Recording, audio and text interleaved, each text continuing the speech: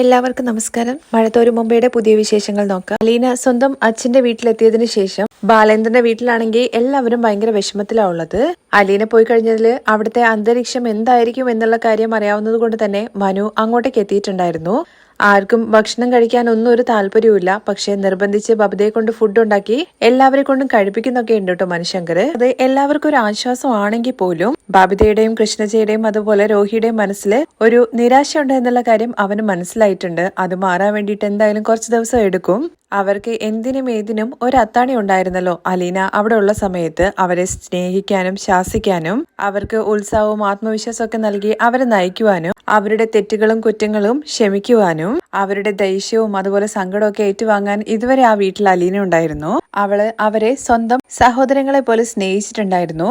അവൾ എന്തിനും ഏതിനും അവരോടൊപ്പം തന്നെ ഉണ്ടായിരുന്നു. ഇത്രയും നാള് ആ വീട്ടിൽ തെളിഞ്ഞു നിന്ന ആ വെളിച്ചം ഇന്ന് അവരെ വിട്ടു പോയി കഴിഞ്ഞു. ഇപ്പൊ മൊത്തത്തില് ഒരു ശൂന്യതയാണ് അവിടെ. ഇനിയിപ്പോ മനുശങ്കറും ഇടയ്ക്കിടയ്ക്ക് ആ വീട്ടിലേക്ക് വരുമോ? അലീനയെ കാണാൻ വേണ്ടിയിട്ടായിരുന്നല്ലോ മനു ഇടയ്ക്കിടയ്ക്ക് അങ്ങോട്ട് വന്നുകൊണ്ടിരുന്നത്. അവളില്ലാത്ത ആ വീട്ടിലേക്ക് വരിക എന്ന് പറയുന്നത് വലിയൊരു നിരാശ തന്നെയാണ്. അങ്ങോട്ട് വരുന്ന സമയത്ത് അലീന മനുവേട്ട എന്ന് പറഞ്ഞ ആ ഒരു വിളി കേൾക്കാൻ വേണ്ടിയിട്ടായിരുന്നു മനു മാസത്തിൽ 2 തവണയെങ്കിലും ആ വീട്ടിലേക്ക് വന്നിട്ടുണ്ടായിരുന്നത്. മനു അങ്ങനെ ഓരോ കാര്യങ്ങൾ ഇങ്ങനെ ആലോചിച്ചുകൊണ്ടിരിക്കുന്നതിനിടയ്ക്ക് നമ്മുടെ കൃഷ്ണമോള് വന്ന് ചോദിക്കുന്നുണ്ട്, അലീന ചേച്ചി എവിടേക്ക് പോയാലും മനുവേട്ട ഇങ്ങോട്ട് തന്നെ തിരിച്ചു വരും അല്ലേ എന്ന്. അതിന് മനു മറുപടി നൽകുന്നത് അതെ എന്ന് തന്നെയാണ്. വീട്ടിലേക്ക് തന്നെ തിരിച്ചു വരേണ്ടവളാണ് എന്നുള്ള കാര്യം തനിക്ക് മാത്രമല്ലേ അറിയൂ എന്ന് മനു മനസ്സിലിങ്ങനെ വിചാരിക്കുന്നുണ്ട്. അത് കഴിഞ്ഞ് ബാലേന്ദ്രൻ തിരികെ വീട്ടിലെത്തുമ്പോഴേക്കും രാത്രിയായിട്ടുണ്ടായിരുന്നു. വണ്ടിയുടെ ശബ്ദം കേട്ട് എല്ലാവരും കാറിലേക്കാണ് ഉറ്റുനോക്കിക്കൊണ്ടിരിക്കുന്നത്. അച്ഛൻ അലീന ചേച്ചിയെ കൊണ്ടുവിടാൻ വേണ്ടി പോയതാണെങ്കിൽ പോലും ഒരുപക്ഷെ ചേച്ചി അവിടുന്ന് സ്ഥലമൊക്കെ കണ്ട് തിരികെ അച്ഛന്റെ കൂടെ തന്നെ ഇങ്ങോട്ട് വന്നാലോ, ജോലിക്ക് ആവശ്യത്തിന് കൊണ്ടുപോകാന്നല്ലേ പറഞ്ഞത്, ഇനി 1-ാം തീയതി മറ്റോ ജോയിൻ ചെയ്താലോ, അങ്ങനെയൊക്കെ സംഭവിക്കാൻ വേണ്ടിയിട്ട് സാധ്യതയുണ്ടല്ലോ. ഒരുപക്ഷെ അലീന ചേച്ചി അച്ഛനോടൊപ്പം കാറിലുണ്ടോ എന്നാണ് കേട്ടോ ഉറ്റുനോക്കിക്കൊണ്ടിരിക്കുന്നത്. ബാലേന്ദ്രന്റെ വണ്ടിയുടെ ശബ്ദം കേൾക്കുമ്പോഴേക്കും ബബിതയും അതുപോലെ രോഹിയും എല്ലാവരും ഓടി എത്തിയിട്ടുണ്ടായിരുന്നു. എന്നാൽ ബാലേന്ദ്രൻ വണ്ടിയിൽ നിന്ന് ഇറങ്ങിയപ്പോ വണ്ടിയിലുള്ളിലെ വെളിച്ചം തെളിയുകയാണ്. അങ്ങനെ അതിനകത്ത് മറ്റാരും ഇല്ല എന്നുള്ള സത്യം അവര് തിരിച്ചറിയുന്നുണ്ട്. അങ്ങനെ വലിയ സന്തോഷമൊന്നുമില്ലാതെ നമ്മുടെ ബാലേന്ദ്രൻ ഉള്ളിലേക്ക് കയറി വരുവാണേ. വന്ന ഉടനെ തന്നെ ഇന്നെന്താ എല്ലാവരും സിറ്റ് ഔട്ട് തന്നെ കാവല് നിൽക്കുന്നതെന്ന് ചോദിക്കുമ്പോ ഒന്നുമില്ല, അച്ഛന്റെ വണ്ടിയുടെ ശബ്ദം കേട്ടപ്പോ ഞങ്ങള് വന്നതാണെന്ന് ബബിത പറയുന്നുണ്ട് കേട്ടോ. അത് പതിവില്ലാത്തൊരു കാര്യമാണല്ലോ. അതൊക്കെ വിടാച്ച അച്ഛൻ അലീന ചേച്ചിയെ അവിടെ കൊണ്ടുവിട്ടോ എന്ന് ബബിത ചോദിക്കുന്നുണ്ട്. അതിനെല്ലടി മോളെ ഞാന് അങ്ങോട്ടേക്ക് പോയത്. തുടർന്ന് രോഹി ചോദിക്കുന്നുണ്ട്, അച്ഛ എവിടേക്കാണ് ചേച്ചിയെ കൊണ്ടുവിട്ടത്, ഇനിയെങ്കിലും ഞങ്ങളോടത് പറഞ്ഞൂടെ എന്ന്. പറയാലോ, അതിനെന്താണ്, കുളത്തൂർപ്പുഴ എന്ന് പറയുന്ന സ്ഥലത്തേക്കാണ്. അത് എവിടെയാണെന്ന് ചോദിക്കുന്നുണ്ട്. ഇത് മാത്രം നിങ്ങൾ ഇപ്പൊ അറിഞ്ഞാൽ മതി, അവൾ അവിടെ ജീവിച്ചു പൊയ്ക്കോട്ടെ എന്ന് ബാലേന്ദ്രൻ പറയുന്നുണ്ട്. ശരി അച്ഛ, അവരെ അലീന ചേച്ചിക്ക് എന്ത് ജോലിയാണ്? അവിടെ ഒരു കമ്പനിയില് റിസപ്ഷനിസ്റ്റ് ആണ്, എന്താ പോരെ എന്ന് ബാലേന്ദ്രൻ ചോദിക്കുന്നുണ്ട്. അപ്പോ അലീന ചേച്ചിയുടെ താമസമൊക്കെ അതിലുള്ള സൗകര്യമൊക്കെ അവിടെ ഉണ്ട്. ചേച്ചിക്ക് അച്ഛ അവിടെ ഇഷ്ടപ്പെട്ടോ എന്ന് കൃഷ്ണജി ചോദിക്കുന്നുണ്ട്. ഇഷ്ടമുണ്ടായിട്ടാണോ അവള് ഇവിടുന്ന് പോയത്? അലീന ചേച്ചിക്ക് അവിടെ ഇഷ്ടപ്പെട്ടോ, അലീന ചേച്ചിക്ക് വിഷമായോ എന്നൊക്കെ ചോദിക്കുന്നുണ്ട് കേട്ടോ. പിന്നെ അവൾക്ക് വിഷമമില്ലാതിരിക്കോ? ഞാൻ വരുന്ന സമയത്ത് കരച്ചിലായിരുന്നു. ഒരു വിധത്തിലാണ് ഞാൻ അവളെ ആശ്വസിപ്പിച്ചത്. അങ്ങനെയാണെങ്കിൽ അച്ഛന് അപ്പൊ തന്നെ അലീന ചേച്ചിയെ കാറിൽ കയറ്റിയിട്ട് ഇങ്ങോട്ട് കൊണ്ടുവന്നൂടായിരുന്നോ? എല്ലാം അച്ഛൻ ഒറ്റൊരാൾ കാരണമാണെന്നൊക്കെ പറഞ്ഞിട്ട് സങ്കടത്തില് ബബിത ഉള്ളിലേക്ക് കയറി പോകുന്നുണ്ട്. അത് കഴിഞ്ഞ് അവിടെ നിൽക്കുന്ന മനുവിന്റെ അടുത്ത് എന്താ ഇതുവരെയായിട്ടും പോയില്ലേ എന്നുള്ള കാര്യത്തെ കുറിച്ച് ചോദിക്കുന്നുണ്ട്. ഇല്ല, അങ്കിള് വന്നിട്ട് പോകാന്ന് വിചാരിച്ചു. മനുവിനൊരു നോട്ടം നോക്കി ബാലേന്ദ്രൻ ഉള്ളിലേക്ക് കയറുന്നുണ്ട് ഫ്രഷ് ആവാൻ വേണ്ടിയിട്ട്. അപ്പോഴേക്കും മനുശങ്കരാണെങ്കിൽ കൃഷ്ണന്റെ അടുത്തും അതുപോലെ ബബിതയുടെ അടുത്ത് ചെന്നിട്ട് ആഹാരം എടുത്തു വെക്കാനൊക്കെ പറയുന്നുണ്ട്. അവരുടെ അടുത്ത് ഒന്ന് സഹായിക്കാൻ വേണ്ടിയിട്ട് നമ്മുടെ രോഹിയുടെ അടുത്തും പറയുന്നുണ്ട്. ശരിയെന്ന് പറഞ്ഞിട്ട് അവ മുറിയിലേക്ക് കയറി പോവാണ്. ബാലേന്ദ്രൻ ഫ്രഷ് ആയിട്ട് പുറത്തേക്ക് വരുന്ന സമയത്ത് ബാലേന്ദ്രന്റെ മുറിയിൽ തന്നെ ഉണ്ടായിരുന്നു മനു. മനുവിനെ കണ്ട ബാലേന്ദ്രൻ ചോദിക്കുന്നുണ്ട്, നീ എന്താ ഞാൻ വരാൻ വേണ്ടിയിട്ട് കാത്തിരിക്കായിരുന്നോ എന്ന്. അതെ, അത്താഴം കഴിക്കണ്ടേ, അവര് വിളമ്പിക്കൊണ്ടിരിക്കുകയാണെന്ന് മനു പറയുന്നുണ്ട്. തുടർന്ന് ബാലേന്ദ്രനാണെങ്കിൽ മുടി ചീകാൻ വേണ്ടിയിട്ട് കണ്ണാടിയുടെ അരികിലേക്ക് പോകുന്നുണ്ട്. ആ ബാലേന്ദ്രന്റെ അടുത്ത് നമ്മുടെ മനുശങ്കർ ചോദിക്കുന്നുണ്ട്, അല്ല അങ്കിളിന് വിഷമൊന്നുമില്ലേ അലിനിയെ അവിടെ വിട്ടിട്ട് പോകുന്നതിന്? എന്തിനാണ് വിഷമിക്കുന്നതെന്ന് ബാലേന്ദ്രൻ തിരിച്ച് മനുവിന്റെ അടുത്ത് ചോദിക്കുന്നുണ്ട്. അങ്കിളെ, നമ്മുടെ കണ്ണെത്താത്തടുത്തുനിന്ന് അവളെ ഒരു പരിചയമില്ലാത്തവരടുത്തേക്കല്ലേ അവളെ കൊണ്ടുവിട്ടിരിക്കുന്നത്. അങ്കിളിന് അറിയാലോ എനിക്ക് എല്ലാ കാര്യങ്ങളും അറിയാമെന്ന്. എന്നോട് എന്നൊക്കെ ഇങ്ങനെ മനു പറയുമ്പോഴേക്കും, എടാ മനു, നീ ആ ഡോർ അടിച്ചിട്ട് ഇങ്ങോട്ട് വാ എന്ന് പറഞ്ഞ് മനുവിനെ അരികിലേക്ക് വിളിക്കുവാണ് കേട്ടോ ബാലേന്ദ്രൻ. മനു അരികിലേക്ക് വന്ന ഉടനെ തന്നെ നിനക്ക് എന്താണ് അറിയേണ്ടതെന്ന് ബാലേന്ദ്രൻ ചോദിക്കുന്നുണ്ട്. അല്ല അങ്കിള് അലിനിയെ അവരുടെ ബന്ധുക്കളെ ഏൽപ്പിക്കാൻ വേണ്ടി പോകുന്നു എന്നല്ലേ എന്റെ അടുത്ത് പറഞ്ഞിട്ടുണ്ടായിരുന്നത്. അത് ആരാണെന്ന് ചോദിക്കുമ്പോഴേക്കും ബാലേന്ദ്രൻ അത് അവളുടെ അച്ഛനാണെന്ന് പറയാണേ. അച്ഛനാണെന്നുള്ള കാര്യം കേട്ട ഉടനെ തന്നെ നമ്മുടെ മനു ആണെങ്കിൽ ആകെ ഷോക്കായിട്ട് ഇങ്ങനെ നിൽക്കുവാണേ. അച്ഛനൊന്ന് ചോദിക്കുമ്പോൾ അതെ, അവളുടെ അച്ഛൻ ജീവനോടെ ഉണ്ട്. അദ്ദേഹത്തിന്റെ കൈകളിൽ തന്നെയാണ് അലീനയെ ഞാൻ കൊണ്ടുപോയി ഏൽപ്പിച്ചിരിക്കുന്നത്. ആരാണെങ്കിലേ അവളുടെ അച്ഛൻ എന്ന് ചോദിക്കുമ്പോൾ നിന്നെ എനിക്ക് വിശ്വാസമുള്ളത് കൊണ്ട് നിന്റെ അടുത്ത് ഞാൻ പറയാ എന്ന് പറഞ്ഞ് ഒരു retired colonel Stanley Joseph Vyjayanthi പണ്ട് ആഗ്രയില് ഗംഗേട്ടന്റെ കൂടെ പോയി താമസിച്ച സമയത്ത് അയാൾ അവിടെ ക്യാപ്റ്റനോ മറ്റോ ആയിരുന്നു. അവിടെ വെച്ചിട്ടാണ് അവര് അടുപ്പം തുടങ്ങിയത്. അവരൊരു ക്രിസ്ത്യൻ കുടുംബമാണ്. അവരുടെ സ്ഥലവും കാര്യങ്ങളൊക്കെ പറഞ്ഞു കൊടുക്കുന്നുണ്ട്. ഇപ്പൊ തൽക്കാലം നീ എത്രമാത്രം അറിഞ്ഞാൽ മതി എന്ന് മനുവിന്റെ അടുത്ത് പറയുന്നുണ്ട്. ക്രിസ്ത്യൻ കുടുംബമാണെന്നുള്ള കാര്യം കേട്ടപ്പോ മനുവിന് ചെറിയൊരു ടെൻഷനൊക്കെ തുടങ്ങുന്നുണ്ട് കേട്ടോ. മറ്റൊന്നുമല്ല, അലീനയെ നഷ്ടപ്പെട്ടേക്കും എന്നുള്ളൊരു തോന്നൽ. കൂടുതലൊന്നും സംസാരിക്കാതെ അത്താഴമൊക്കെ കഴിച്ച് മനുശങ്കർ അവിടുന്ന് പോകുന്നുണ്ട്. അതിനുശേഷം അച്ഛന്റെ വീട്ടിലെത്തിയ അലീനയാണെങ്കിൽ രാത്രിയിൽ തനിച്ചും ഒറ്റയ്ക്കായ പോലൊരു ഫീലിംഗ് ആണേ. ഇടയ്ക്ക് സ്റ്റാൻലി ജോസഫ് ഒന്ന് വന്ന് അലീനയുടെ അടുത്ത് സുഖാണോ അങ്ങനെ ചെറിയ വിശേഷങ്ങളൊക്കെ അന്വേഷിച്ച് പോയിട്ടുണ്ടായിരുന്നു. എന്നാൽ ഇത്രയും നേരം ഒരു 7 മണി വരെ നമ്മുടെ അലീനയ്ക്ക് പ്രത്യേകിച്ച് ബോറടി ഒന്നും ഉണ്ടായിരുന്നില്ല. തനിച്ചാണെന്നുള്ള തോന്നലും കാരണം അവിടെയുള്ള നായ്ക്കളൊക്കെ അലീന എങ്ങോട്ടാണോ പോകുന്നത് അവളോടൊപ്പം ഉണ്ടായിരുന്നു. അവൾ എവിടെയെങ്കിലും നിൽക്കുമ്പോൾ അവൾ എന്താണ് ശ്രദ്ധിക്കുന്നത്, എങ്ങോട്ടാ പോകാൻ നോക്കുന്നത് എന്നൊക്കെ ഇങ്ങനെ വിചാരിച്ചിങ്ങനെ എല്ലാത്തിനും അലീനയുടെ പുറകെ ആ നായ്ക്കൾ എപ്പോഴും ഉണ്ടായിരുന്നു. പക്ഷേ 7 മണി ആയതോടുകൂടി തന്നെ ആന്റപ്പനാണെങ്കിൽ എല്ലാ നായ്ക്കളെയും കൂട്ടില് അടയ്ക്കുന്നുണ്ട്. അതിന്റെ ഇടയ്ക്ക് ആന്റപ്പനാണെന്നുണ്ടെങ്കിൽ ഒരുത്തിനെ കാണാനില്ല. ആ നായയുടെ പേര് വിളിച്ചിങ്ങനെ നടക്കുവാണ്. പക്ഷെ ആ നായയെ അവിടെ ഒന്നും കാണാനില്ലായിരുന്നു. അലീന മുറിയിലിരിക്കുന്ന സമയത്ത് പെട്ടെന്ന് തന്നെ ചെറിയൊരു ശബ്ദം കേൾക്കുവാണ്. അലീന കട്ടിന്റെ അടിയിലേക്ക് നോക്കുമ്പോൾ അവനവിടെ ഒളിച്ചിരിക്കുവാണ്. അലീന പുറത്തോട്ട് വരാൻ വേണ്ടി കൈകൊണ്ട് ഇങ്ങനെ കാണിക്കുമ്പോൾ മടിച്ചിട്ടാണെങ്കിലും അലീന അരികിലേക്ക് ചെല്ലുന്നുണ്ട് കേട്ടോ. നിനക്ക് മാത്രം എന്താടാ ഇത്ര പ്രത്യേകത?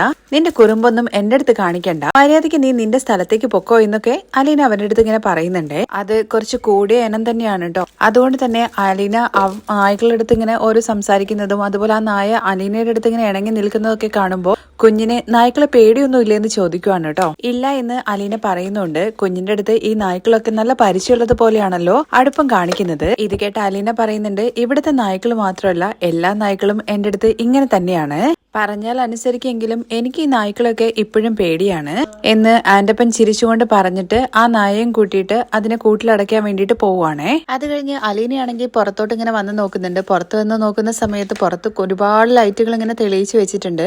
അത് കണ്ട് അലീനയാണെങ്കിൽ മനസ്സിലിങ്ങനെ വിചാരിക്കുന്നുണ്ട് കേട്ടോ, 3-4 ലൈറ്റ് ഉണ്ടെന്നുണ്ടെങ്കിൽ ഇവിടെ മൊത്തം വെളിച്ചം കിട്ടും. പിന്നെ എന്തിനാണാവോ ഇത്രയും ലൈറ്റൊക്കെ ഇട്ട് വെച്ചിട്ട് വെറുതെ പാഴ് ചെലവാക്കുന്നത്? ഈ കറണ്ട് ബില്ലിന് കൊടുക്കുന്ന പൈസ ഉണ്ട് എന്നുണ്ടെങ്കിൽ ഒരു ദിവസം 4 പേരുടെ വയറ് നിറയ്ക്കാൻ വേണ്ടി പറ്റും. എന്തായാലും കുറച്ച് ദിവസം ഞാൻ ഇവിടെ നിൽക്കുവാണെന്നുണ്ടെങ്കിൽ ഇതിനൊക്കെ ഞാൻ ഒരു കൺട്രോൾ കൊണ്ടുവരും. എന്തായാലും കേണലിന് അദ്ദേഹത്തിന്റെ പേഴ്സണൽ കാര്യങ്ങളൊന്നും വേറെ ആളും ഇടപെടുന്നത് അത്ര ഇഷ്ടമുള്ള കാര്യമല്ല എന്നുള്ള കാര്യം അലീനയ്ക്കും അറിയാട്ടോ. എന്നാൽ അലീനയ്ക്കാണെന്നുണ്ടെങ്കിൽ സ്വന്തം അച്ഛൻ സ്റ്റാൻലി ജോസഫിന്റെ മുഖം കാണുമ്പോഴൊക്കെ നമ്മുടെ അലീനയ്ക്ക് ഓർമ്മ വരുന്നത് പത്രത്തിൽ കാണുന്ന നമ്മുടെ സദ്ദാം ഹുസൈന്റെ ഒരു ചായ പോലെയൊക്കെയാണ് കേട്ടോ. ഇയാള് തന്നെയാണോ തന്റെ അച്ഛൻ? എന്തായാലും ബാലേന്ദ്ര മേനോന് ഒരിക്കലും തെറ്റ് പറ്റാൻ വേണ്ടിയിട്ട് സാധ്യതയില്ല എന്നൊക്കെ അലീന അങ്ങനെ ചിന്തിക്കുന്നുണ്ട്. അത് കഴിഞ്ഞ് നമ്മുടെ അലീനയാണെങ്കിൽ സ്റ്റാൻലി ജോസഫിന്റെ മുറിയാണെന്ന് പറഞ്ഞ് ആന്റപ്പൻ ഒരു മുറി കാണിച്ചു കൊടുത്തിട്ടുണ്ടായിരുന്നു. അവിടെ അരികിൽ ചെന്ന് നിന്നിട്ട് ഇനിയിപ്പോ താൻ എന്താണ് ഇനി ചെയ്യേണ്ടത്, അത്താഴം ഉണ്ടാക്കണോ, വിളമ്പണോ, അല്ലെങ്കിൽ ചെന്ന് കിടന്നാ മതിയോ എന്നുള്ള കാര്യങ്ങളെ കുറിച്ചൊക്കെ അലീനയ്ക്ക് അറിയണല്ലോ. ചുമ്മാ അവിടെ കയറി നിന്നിട്ട് അലീന എന്താ ചെയ്യേണ്ടത് എന്നുള്ള കാര്യം അറിയില്ലല്ലോ. അതുകൊണ്ട് എന്തായാലും വാതിലിന് മുട്ട എന്നുള്ള കാര്യം നമ്മുടെ അലീന തീരുമാനിക്കുകയാണ്. മുട്ട കേട്ട ഉടനെ തന്നെ ഉള്ളിന്ന് യെസ് കമ്മിങ് എന്ന് പറഞ്ഞിട്ട് സ്റ്റാൻലി ജോസഫ് അലീനയെ വിളിക്കുവാണേ. മുറിയുടെ വാതിൽ തുറന്ന് ഉള്ളിലേക്ക് കയറിയ അലീനയാണെങ്കിൽ അവിടുത്തെ കാഴ്ച കണ്ട് ശരിക്കും ഞെട്ടുന്നുണ്ട് കേട്ടോ. സോഫ സെറ്റിയിലാണെങ്കിൽ സ്റ്റാൻലി ജോസഫ് ഇരിക്കുന്നു. അതിന്റെ 2 വശത്തും ഓരോരോ നായ്ക്കളുണ്ട്.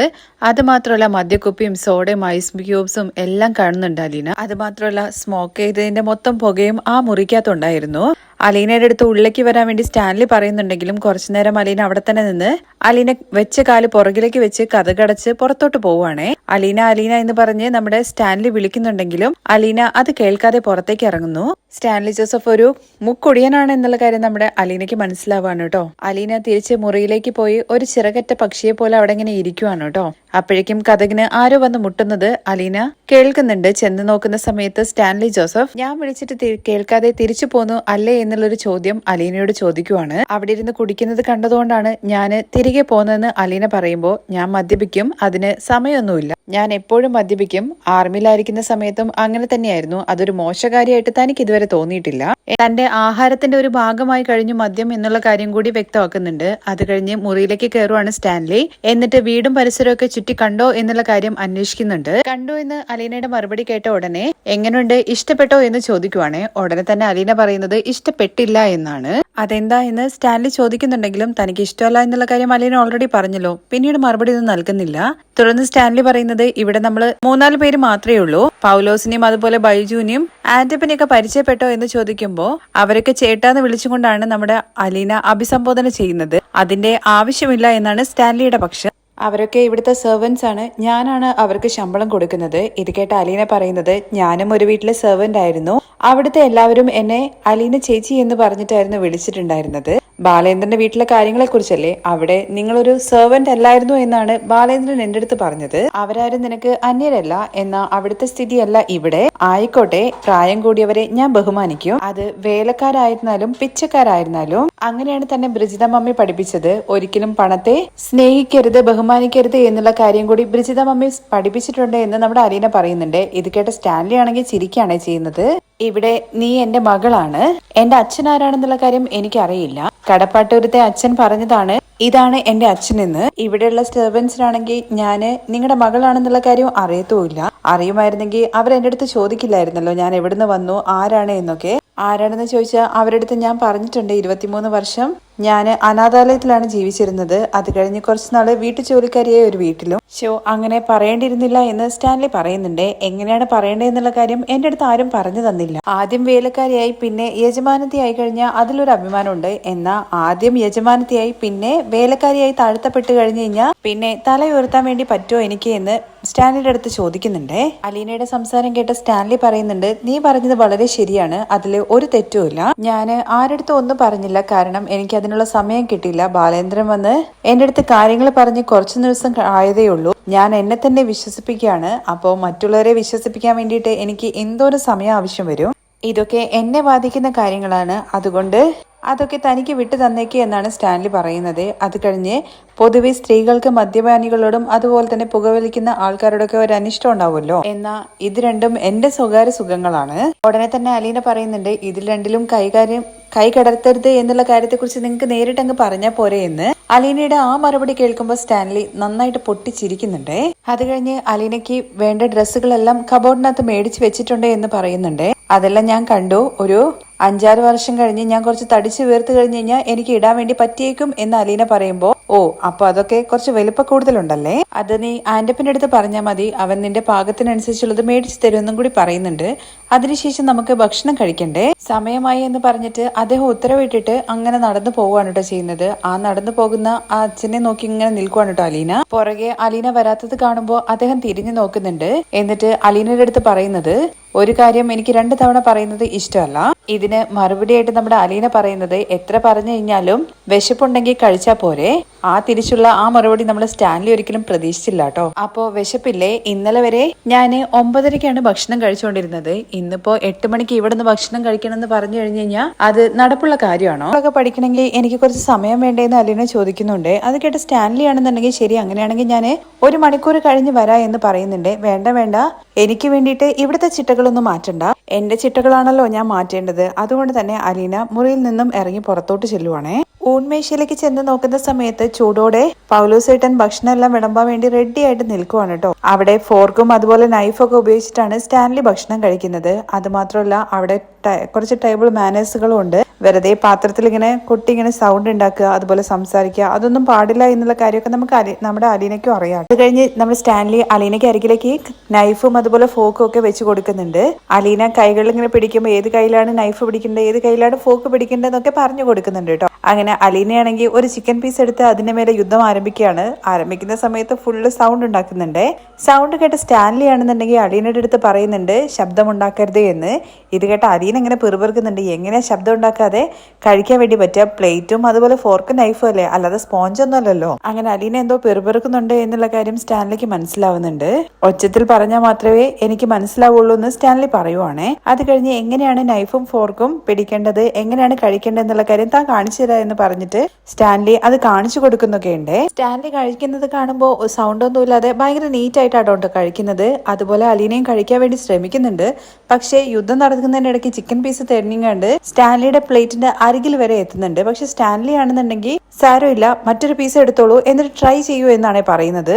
താഴെ വീണിരിക്കുന്ന ആ ചിക്കൻ കഷ്ണങ്ങൾ കൈകൊണ്ട് എടുക്കാൻ വേണ്ടി പോവാണ് കേട്ടോ അലീന. വേണ്ട വേണ്ട, ഇവിടെ ചില ടേബിൾ മാനേഴ്സുകൾ ഉണ്ടെന്ന് സ്റ്റാൻലി പറയുന്നുണ്ട്. ഉടനെ തന്നെ അവിടെ പ്ലേറ്റിലിരിക്കുന്ന ചിക്കൻ പീസ് എടുത്ത് കൈകൊണ്ട് വായിലിട്ട് ഒറ്റ കഴിക്കുകയാണ് കേട്ടോ, കറുമുറാന്ന് കടിച്ചുകൊണ്ട്. ഇത് കണ്ട സ്റ്റാൻലി ആണെന്നുണ്ടെങ്കിൽ നിനക്ക് അനുസരണയില്ലേ എന്ന് അലീനയുടെ അടുത്ത് ചോദിക്കുന്നുണ്ട് കേട്ടോ. ഉടനെ അലീന പറയുന്നത് പണ്ട് 7 വയസ്സാകുമ്പോഴേറ്റവും അലീന നിലത്ത് വീണ ചിക്കൻ കഷ്ണങ്ങൾ മണ്ണ് തട്ടി അതെടുത്ത് കഴിച്ചിട്ടുണ്ട്. അതുപോലെ തന്നെ കല്യാണ സന്ധ്യയിൽ ബാക്കി വന്നിരിക്കുന്ന ചോറും കറിയും കേടാവാനുള്ള ആ ഒരു സമയമുണ്ടല്ലോ, ആ സമയത്ത് വരെ നമ്മൾ ആ ഭക്ഷണം കഴിച്ചിട്ടുണ്ട്. കാരണം അനാഥാലയത്തിലാണല്ലോ അലീന കഴിഞ്ഞത്. അതുകൊണ്ട് ഭക്ഷണത്തിന്റെ വില എന്താണെന്നുള്ള കാര്യം തനിക്ക് നന്നായിട്ട് അറിയാം എന്നൊക്കെ അലീന ഇങ്ങനെ സൂചിപ്പിക്കുന്ന രീതിയിലാണ് സംസാരിക്കുന്നത്. അലീനയുടെ ആ സംസാരമൊക്കെ കേൾക്കുമ്പോൾ സ്റ്റാൻലി ആണെങ്കിൽ തരിച്ചിരുന്ന് പോവുകയാണ്. അങ്ങനെ അലീനയാണെങ്കിൽ കൈകൊണ്ട് ഭക്ഷണം കഴിക്കുകയാണ്. ആ ഭക്ഷണം കഴിക്കുന്ന സമയത്ത് അലീന പറയുന്നുണ്ട്, ഇപ്പോഴും ഒരുപാട് കുട്ടികൾ അനാഥാലയത്തിൽ ഈ ഒരു ചിക്കൻ പീസിന് വേണ്ടി എന്ന് പറഞ്ഞ് മുഴുവനാക്കുന്നതിന് മുമ്പായിട്ട് സ്റ്റോപ്പ്, ഭക്ഷണം കഴിച്ചിട്ട് സംസാരിച്ചോളൂ എന്ന് സ്റ്റാൻലി പറയുവാണേ. അതോടുകൂടി അലീന സംസാരം നിർത്തുകയും ചെയ്യുന്നുണ്ട്. ഭക്ഷണം കഴിച്ചു കഴിഞ്ഞതിന് ശേഷം അലീന തിരികെ മുറിയിലേക്ക് പോവാണ്. മുറിയിൽ ചെന്നിട്ട് ഫോൺ എടുത്ത് നോക്കുന്നുണ്ട്. അതില് ഇതുവരെ ആരുടെ ഒരു കോള് പോലും വന്നിട്ടില്ല. എന്തായിരിക്കും അച്ഛൻ ഇത്രയും നേരമായിട്ട് തിരിച്ച് വീട്ടിലെത്തിയില്ലേ, എന്തായിരിക്കും ആരും തന്നെ വിളിക്കാത്തതെന്ന് വിചാരിച്ച് ഫോൺ എടുത്തിട്ട് അങ്ങോട്ട് വിളിക്കാൻ വേണ്ടി പോകുമ്പോഴേക്കും ആൻഡപ്പൻ നമ്മുടെ അലീനയ്ക്ക് അരികിലേക്ക് വരുന്നുണ്ട്. എന്നിട്ട് സ്റ്റാൻലി വിളിക്കുന്നു എന്നുള്ള കാര്യം പറയുവാണേ. എന്തിനാണെന്ന് അലീന ചോദിക്കുന്നുണ്ടെങ്കിലും തനിക്ക് കാര്യങ്ങൾ അറിയില്ല, സിറ്റ് ഔട്ടിലുണ്ട് എന്ന് പറഞ്ഞിട്ട് ആൻഡപ്പൻ അലീനയും കൂട്ടി അങ്ങ് പോവുകയാണേ. സ്റ്റാൻലിക്ക് അരികിലേക്ക് എത്തിയ ഉടനെ തന്നെ സ്റ്റാൻലിയുടെ അരികിൽ മറ്റൊരു ചെയറും കൂടി ഇട്ടിട്ടുണ്ട്. അലീനയുടെ അടുത്ത് ഇരിക്കാൻ വേണ്ടി പറയുവാണേ. ഇപ്പോ സംസാരിക്കാൻ എന്തെങ്കിലും ഉണ്ടെങ്കിൽ സംസാരിച്ചോളൂ എന്ന് സ്റ്റാൻലി പറയുമ്പോൾ, ഓ സംസാരിക്കാനുള്ള സമയമാണോ ഇത് എന്ന് അലീന ചോദിക്കുന്നുണ്ട്. ഞാൻ അങ്ങനെയല്ല ഉദ്ദേശിച്ചത്. അങ്ങനെ അതിന്റെ ഇടയ്ക്ക് അലീനയുടെ കയ്യിലുള്ള ഫോണിലേക്ക് ഒരു കോള് വരികയാണ്. വിളിച്ചത് മറ്റാരും അല്ല, രോഹിതാണ്. വേഗം തന്നെ കോൾ അറ്റൻഡ് ചെയ്ത് അലീന ഫോൺ ചെവിയോട് അടുപ്പ് വെക്കുമ്പോഴേക്കും അവിടുന്ന് അലീന ചേച്ചി എന്ന് പറഞ്ഞിട്ട് വിളിക്കുന്നുണ്ടേ. ആ ശബ്ദം കേൾക്കുമ്പോഴേക്കും സന്തോഷം കൊണ്ട് അലീനയുടെ കണ്ണ് നിറയാണ്. എടാ ഞാനാണെടാ എന്ന് അലീന പറയുന്നുണ്ട് കേട്ടോ. ചേച്ചി അവിടെ എന്ത് ചെയ്യാന്ന് ചോദിക്കുമ്പോൾ താൻ ഒന്നും ചെയ്യില്ല എന്ന് പറയുന്നുണ്ട്. അച്ഛൻ അവിടെ എത്തിയോ എന്ന് ചോദിക്കുന്നുണ്ട് കേട്ടോ അലീന. ഇവിടെ എല്ലാവരും ഉണ്ട്, മനുവേട്ടനും ഉണ്ട്. ചേച്ചി ഇവിടുന്ന് പോയതോട് കൂടിയിട്ട് ഇവിടെ മൊത്തം ശാന്തതയായി. ചേച്ചി ഒരാഴ്ചയിൽ ഒരിക്കൽ ലീവ് കിട്ടുന്ന സമയത്ത് ചേച്ചി ഇങ്ങോട്ടേക്ക് വരണം എന്നൊക്കെ പറയണേ. ഇത് കേട്ട അലീനയാണെങ്കിൽ ആഴ്ചയിൽ ഒരു ദിവസമോ, മോനെ ഇവിടെ വർഷത്തിൽ ഒരിക്കൽ ലീവ് കിട്ടിയാലായി, കാരണം ഇവിടെ പട്ടാള ചിട്ടയാണ്. അലീന അങ്ങനെ പറഞ്ഞെങ്കിലും സ്റ്റാൻലി ഒന്ന് നോക്കുന്നുണ്ട്. സ്റ്റാൻലി ആണെന്നുണ്ടെങ്കിൽ വല്ല ഇരുമ്പ് മനുഷ്യനെ പോലെ അനങ്ങാതെ അവിടെ ഇങ്ങനെ ഇരിക്കുവാണ്. അത് കഴിഞ്ഞ് രോഹിത്തിനടുത്ത് ഇങ്ങനെ സംസാരിക്കുന്നുണ്ട് കേട്ടോ. അങ്ങനെ ഓരോരുത്തരടുത്ത് അലീന മാറി മാറി സംസാരിച്ചുകൊണ്ടിരിക്കുന്നുണ്ട്. ഇനിയിപ്പം ഫോൺ വെച്ചതിന് ശേഷം സ്റ്റാൻലി എന്തൊക്കെയാ പറയാൻ വേണ്ടി പോകുന്നതെന്നൊക്കെ നമുക്ക് അടുത്ത എപ്പിസോഡിൽ കേൾക്കാം കേട്ടോ. ബാക്കി വിശേഷങ്ങൾ കേൾക്കാൻ താല്പര്യം ഉണ്ടെന്നുണ്ടെങ്കിൽ നെക്സ്റ്റ് എപ്പിസോഡിൽ നിന്ന് കമന്റ് ചെയ്യണേ. താങ്ക്